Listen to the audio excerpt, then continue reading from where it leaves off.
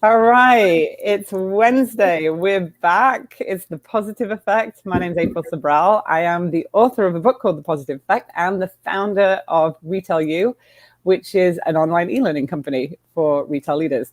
And every week, I show up here every Wednesday and have an amazing conversation with awesome retail leaders. And today, I'm so excited, David, to have you on the show to really pick your brain and talk to you about your retail career, because I've been watching you from afar with your career and kind of really respect all the roles that you've had. And I think it's going to be a great conversation just to, share your leadership lessons. I mean, I think leadership can't be understated how important it is, right? And we're gonna jump into that today. So without further ado, I'm gonna just set this up. And so if you're joining the chat, say where you're coming from, who you are, where you're coming from. And then the one thing I'm going to ask is that you share this if you find this in your feed, because this is amazing conversations that we bring to life every week. So, David, tell us about your retail journey, because I know that, there's a great friend of mine that wrote a book about accidental versus intentional, Ron Thurston. He wrote that book, Retail Pride, last year. And I always give him a plug because it's such an amazing kind of idea. Was your retail career intentional or was it accidental? Let's hear your story. Oh, great. First of all, April, thank you for having me on your show. I think with the Positive Effect, it's you're doing a great job for the retail industry. So I need to mention that to you. Thank you. Because every week I tune in and I'm truly inspired.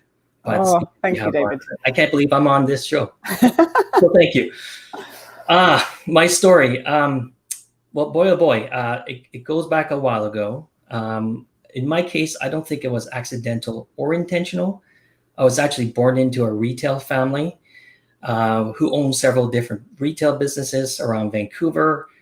So grew up and born and raised in Vancouver. I was the youngest of four, so you can imagine I have great mentors amongst my siblings and also my parents. At a young age, I had the opportunity, I grew up in the retail family, so I shadowed my parents as they worked hard 24/7 in retail.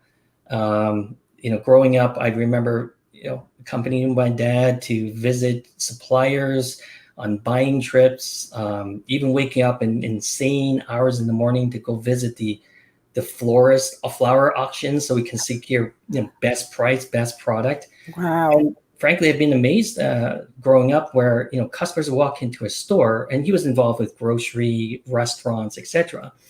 But customers would come in and call his first name. Hey, Andy. And I was like, wow, you're best friends with your customers who are handing you over money. I was like, that's kind of cool.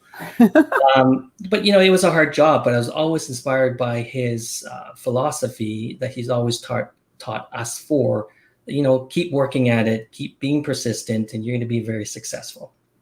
So, but as I was growing up, graduating from high school, I remember my parents asking me, what do you want to do in life? And I think in the back of their minds, they were hoping that I would say, I would go to university or I would, join the family business on a full-time basis. But instead, I told them that I'm going to go into retail in a different category, and that's going to be fashion. And I still remember their expression on their faces, I vividly remember it, but they were very supportive. So at the age of 18, I decided to embark on my own, on a dream of opening a retail chain of fashion apparel. Wow. Yeah. So if you remember the fax machine, and those hello everyone as well. If you remember the fax machine, imagine this, faxing a letter written to people in Asia and looking for suppliers.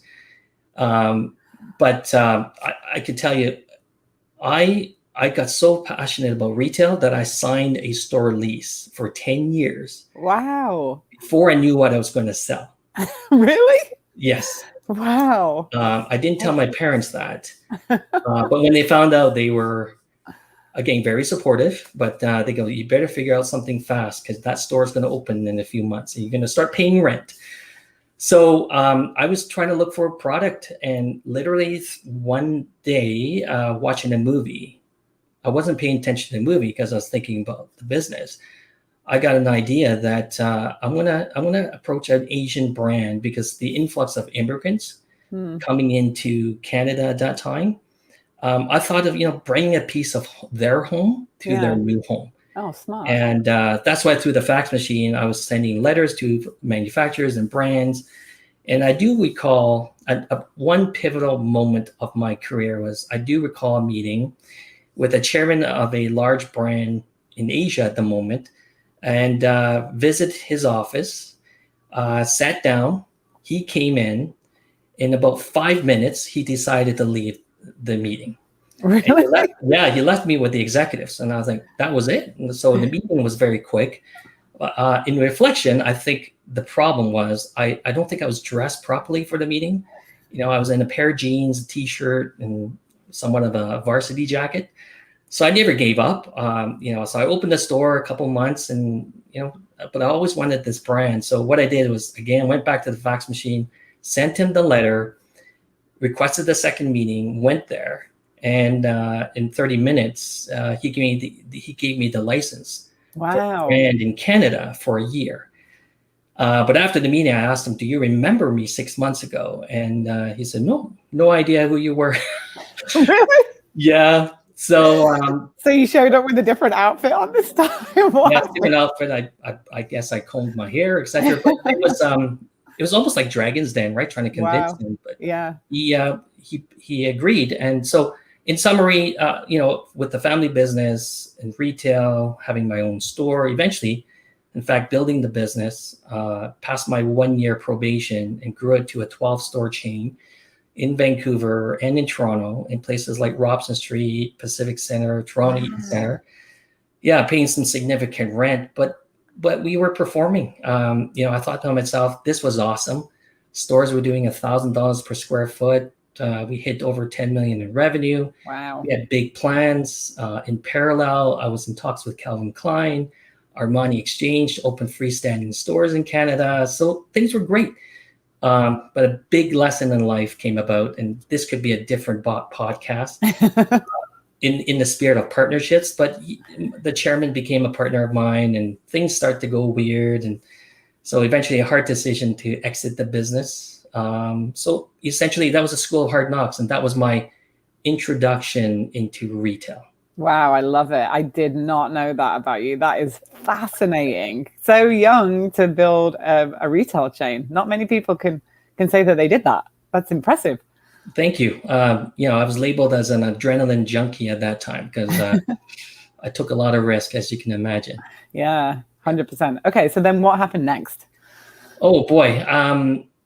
So I always knew I wanted to work with brands. I'm passionate about brands, and of course, I monitor the American brands and global brands.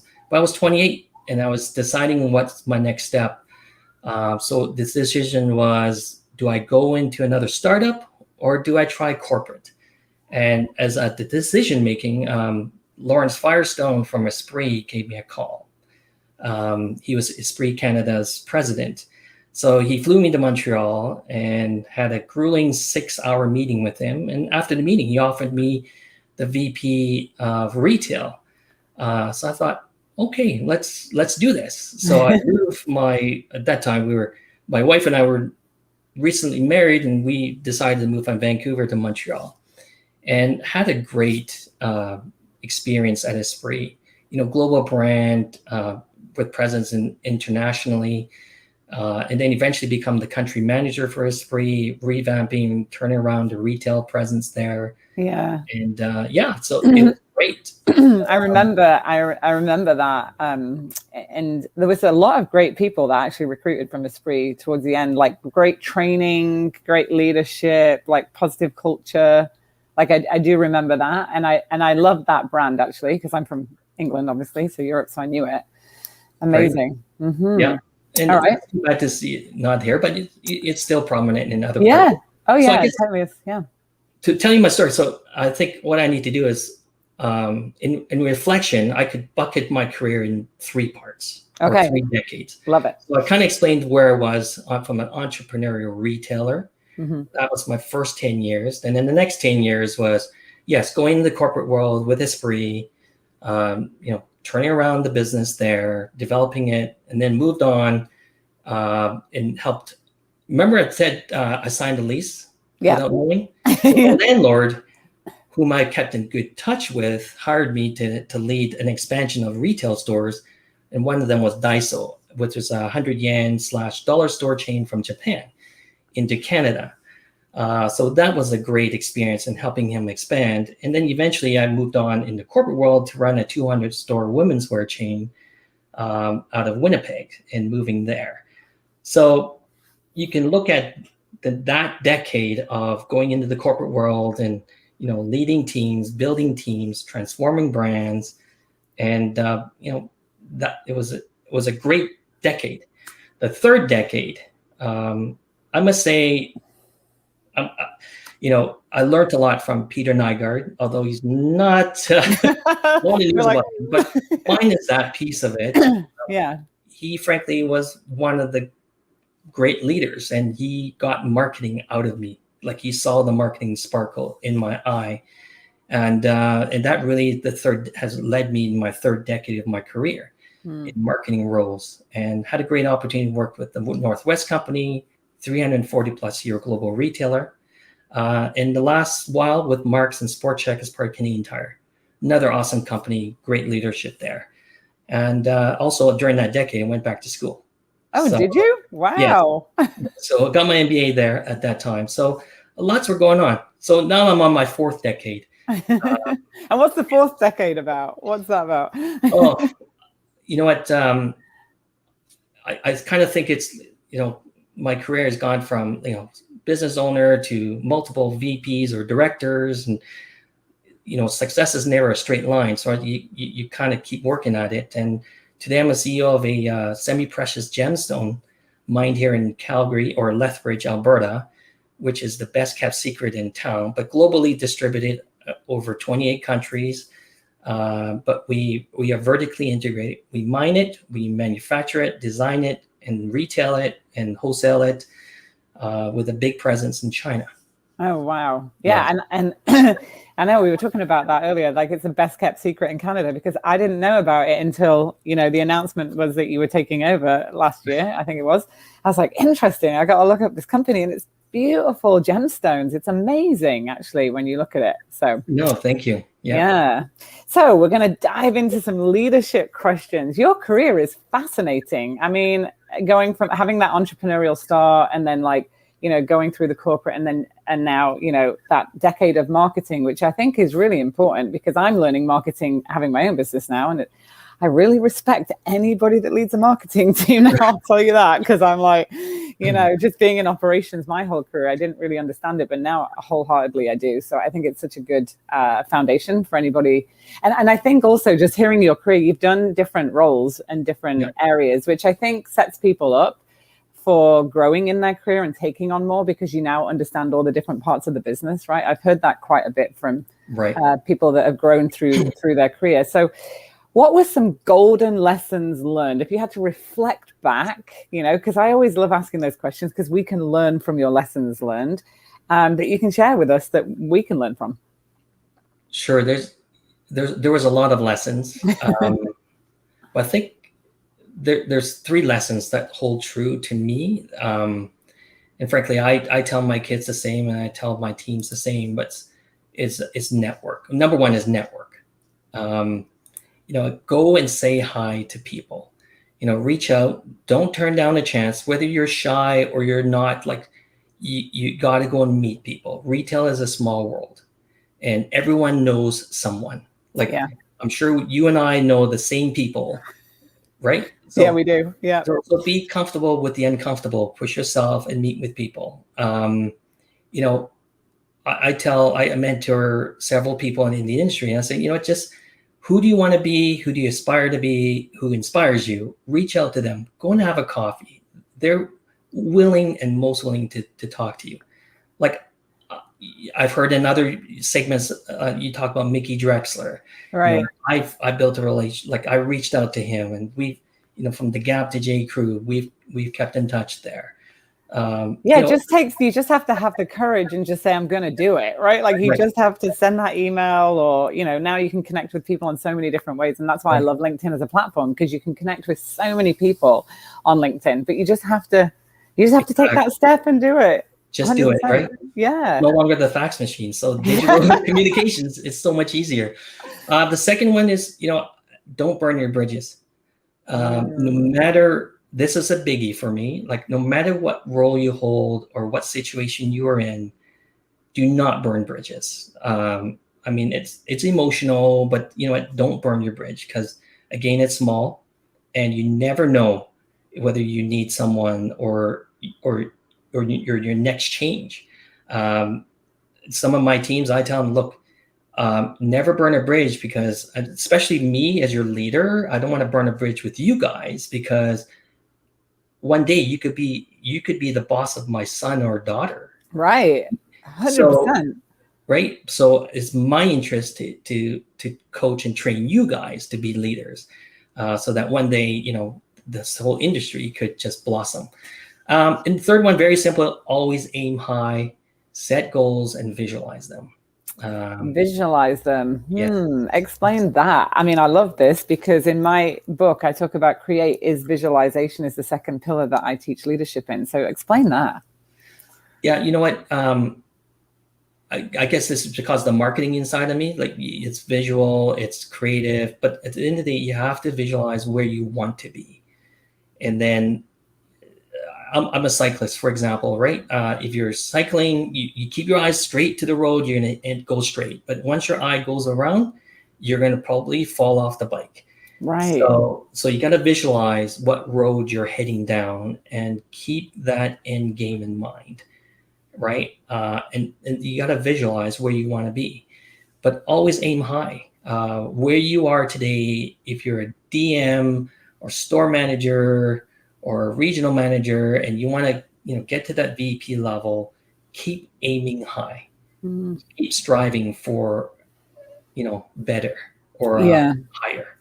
That's great advice. I've had leaders in my career that have pushed me and made me achieve goals that I never thought I could achieve, because they raised the bar, right? Like they literally raised the bar. And I was like, I don't know if I can do that. And then all of a sudden, 6 months later, we've achieved it as a team. So that's really good advice, because sometimes I know a lot of the Retail U network, they love these conversations. They love hearing from people like you, because they are field leaders and they do want to grow. And sometimes they can feel like, oh, when's it going to happen? And, how long is it going to take me? But, it doesn't happen overnight. If you just listen to David's story right now and you're listening to this, look at the journey that you've had and the experience you've had. It takes time, and nothing's a shortcut. But like if you work hard and you keep raising that bar, absolutely, you can achieve more, and you should want to, because then you'll be able to make a difference, right?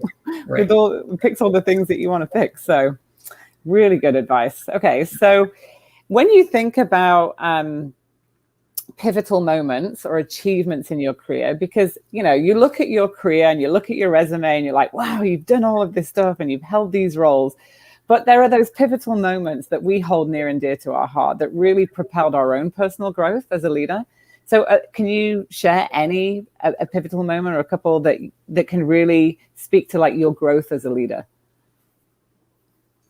I think I would bundle many moments into like maybe a summary. I think, staying humble along the way.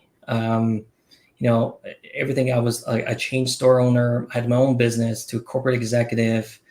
But if you look at my career, I don't really define myself by titles.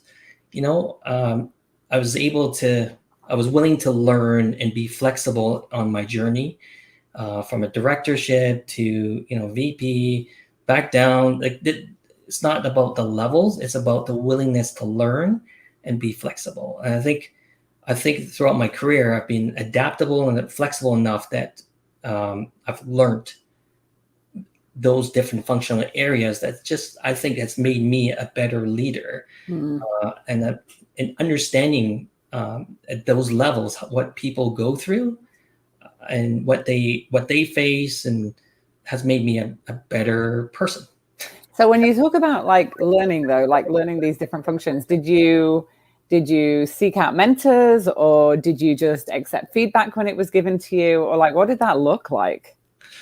No, I thought I went to seek out mentors for sure. And that's why, like, a lot of my former, whether it's bosses, if you look at a 360, bosses, peers, subordinates, I think of them all as peers. I learned so much from my teammates on its own, and as well as my bosses and laterally. And I'm someone it's not shy to ask for help, and I mean, part of my leadership style is also I actually grown from more of a iron fist manager to a much more, hopefully, a collaborative manager. But I welcome the feedback from everyone, and even if it's constructive or not, I welcome the feedback. So how do you approach? You just touched on a little bit of your leadership style, but how do you approach leadership? What's David Lui's leadership style? Like, if you were going to describe it. It's ever evolving, April. I mean, I don't think I have it packed yet, and I think many of my teammates would say that. But at the same time, my style is more. I manage with an iron fist. I'm a coach. I let them do their work. If they weave off the path, again, if their eyes off the path, I would try to navigate them back to the line. Keep the end goal in mind. That is why I manage. I mean, look, I think even with the younger generation, they want the autonomy. So my career, I've grown to learn, look, there's way more smarter people than I am. All I need to do is keep them on the straight path. Right.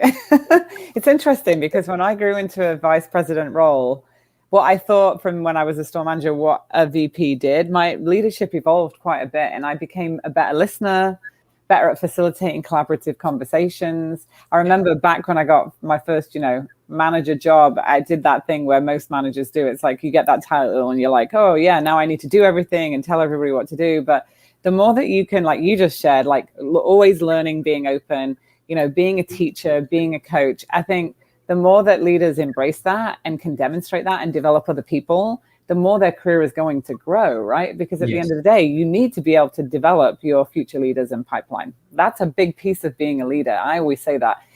Somebody was on the show a while back and they said they hadn't got promoted for a long time, and they were like asking their boss why, and the boss basically said, well, who have you promoted? Like, who have you developed? And it was a big like aha moment, right? Because that's the goal of a really great leadership, is to develop those pipeline leaders in the organization. It's not easy. It's definitely a challenge. No. And definitely, April, you brought up a good point. I think a big part of it is you do own your own career. There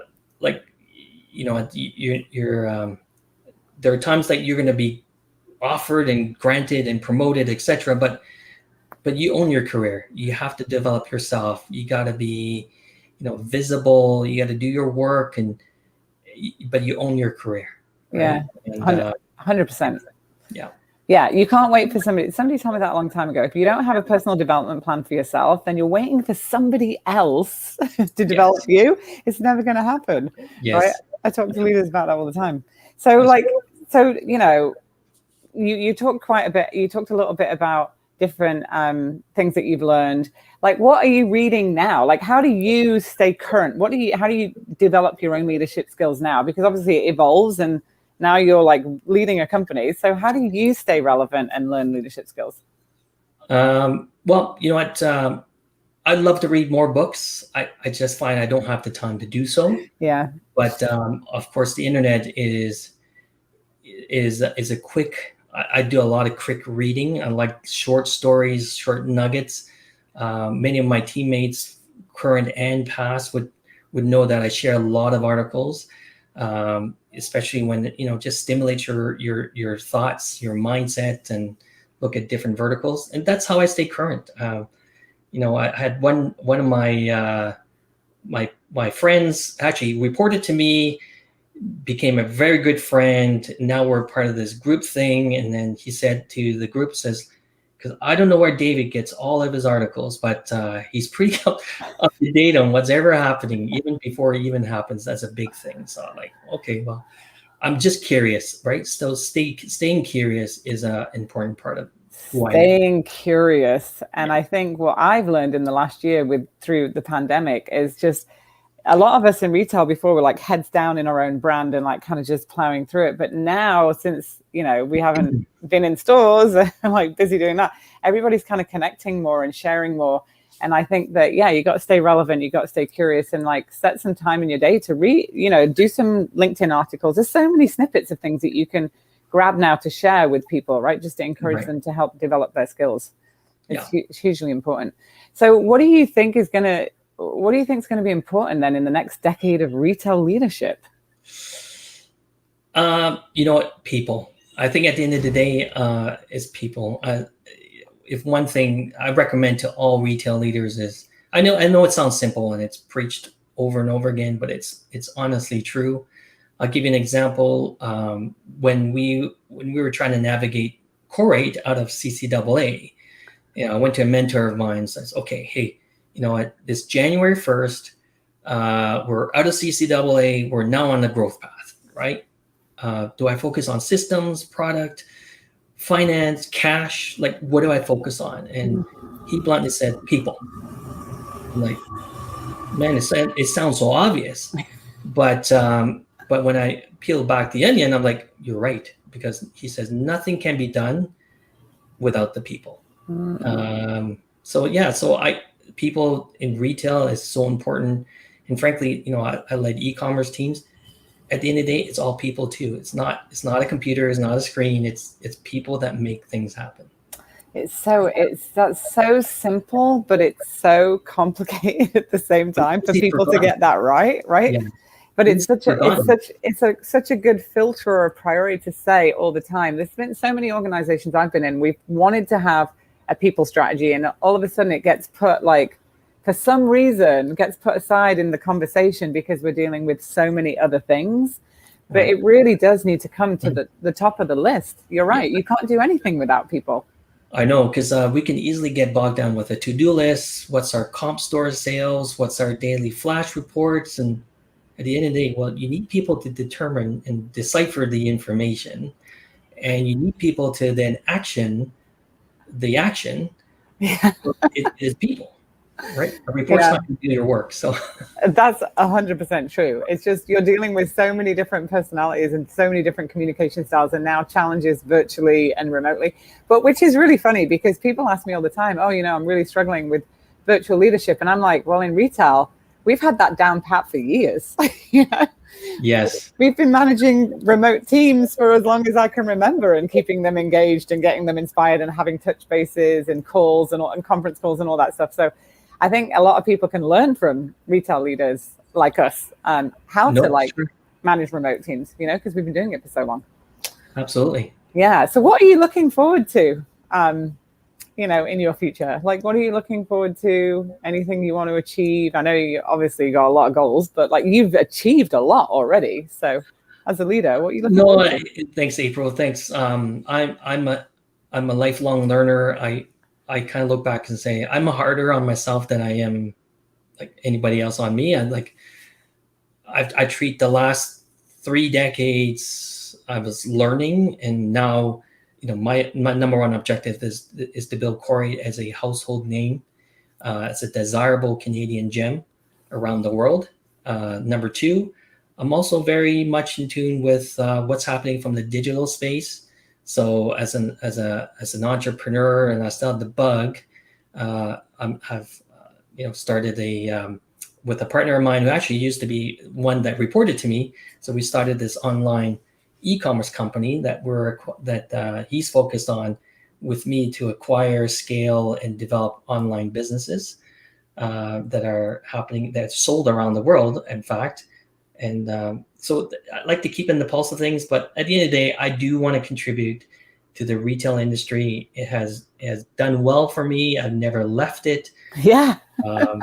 But at the same time, those who are on here and building a career in retail, and thinking that it's okay. I mean, if you're not going to build a continued career in retail, learn everything you can now, because frankly, it's lifelong skills.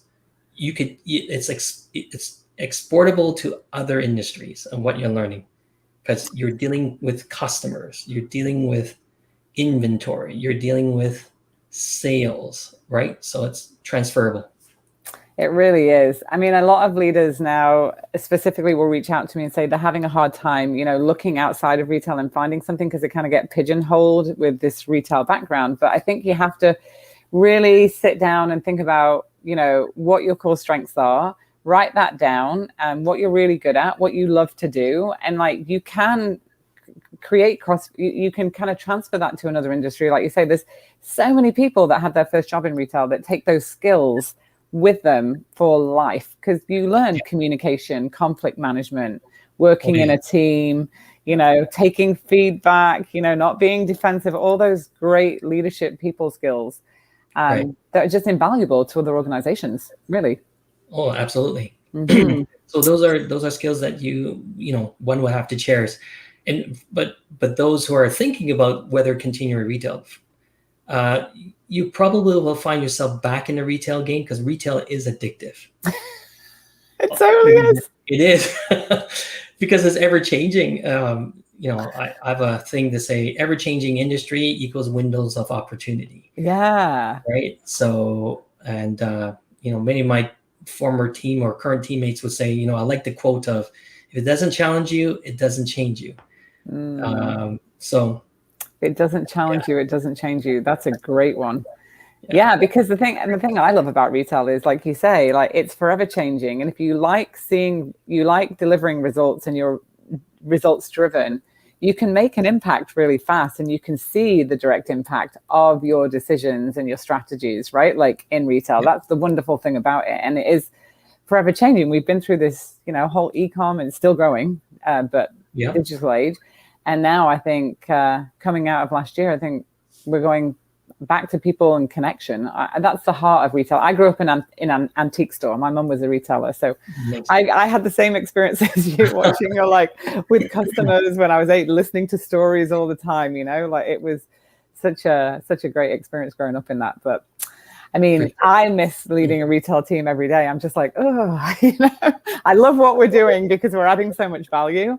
And I do believe that leadership skills can be learned, right? I mean, you naturally can have them, but I do think you have to hone those skills, and they can be learned. And I think that for me is the next decade of retail. It's like bringing back those investment in people and really developing those skills so that we can pipeline them. Yeah. April, I have a question for you. Yeah. Been watching you, tuning into your weekly shows. Thank you. Where do you want to take Retail You?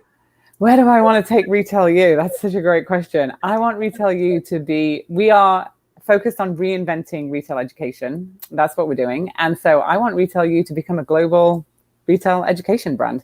I really feel passionately about developing people because, and I'll tell you why, because of all the exit interviews, and you'll probably appreciate this, of all the exit interviews I read, over my time of trying to lower turnover in the field teams, the top 2 reasons why people left the company was the leader that they worked for, or a lack of development.